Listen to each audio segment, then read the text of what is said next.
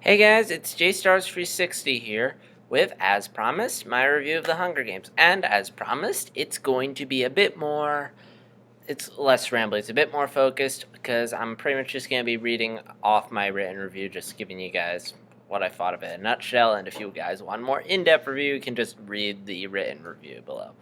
So Hunger Games. I did not see this movie in theaters because I had not read the book, and I always believe in reading the book.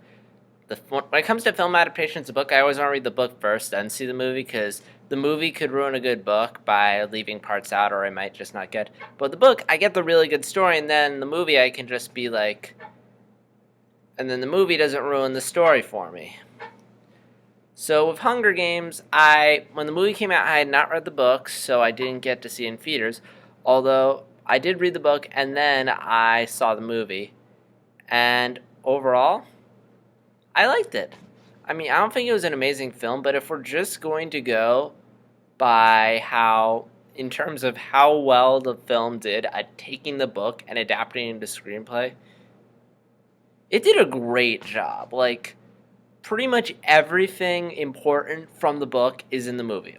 Most of the characters are there, most of the stories are. I mean, they do leave some stuff out, but for the most part, they got it. I mean, there wasn't anything outside of like maybe some of the development of Katniss's relationship with Peeta. They pretty much got everything I need there. I wasn't pissed off. At no point was I like pissed off that they cut something out, which happens a lot with Harry Potter.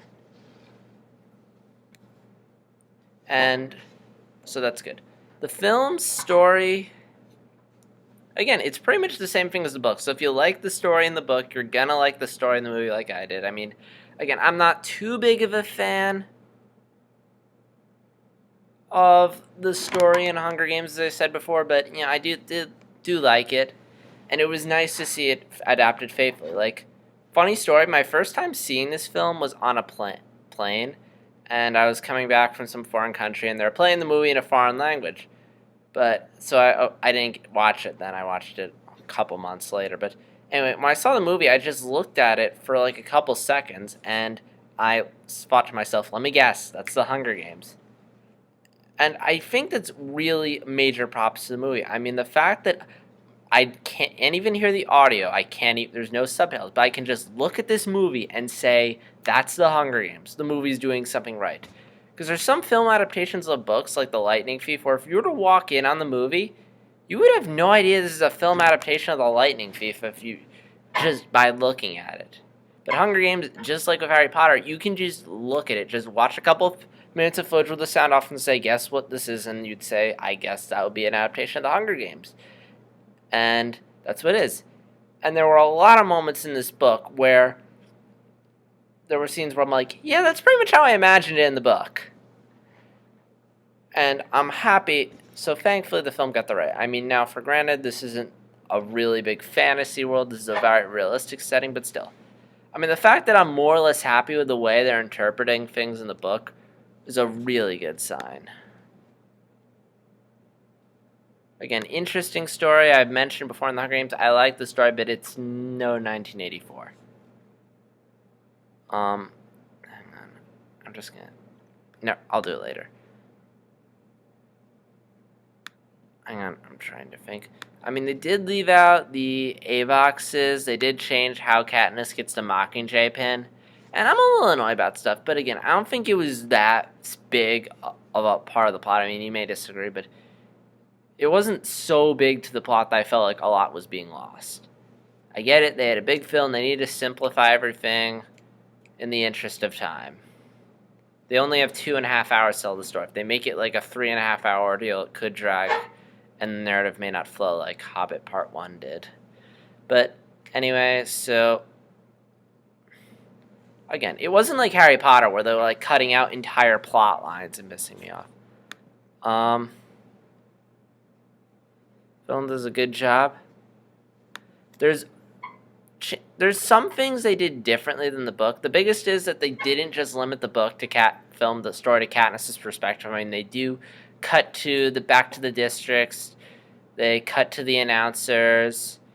They cut to Snow, who we don't get in the books. We don't meet him until Catching Fire, But here we meet him in the first movie, which I like that they set up his character now. I think that's a good idea. Also, it's kind of cool, because you are curious. What are the people thinking when they're watching the Hunger Games?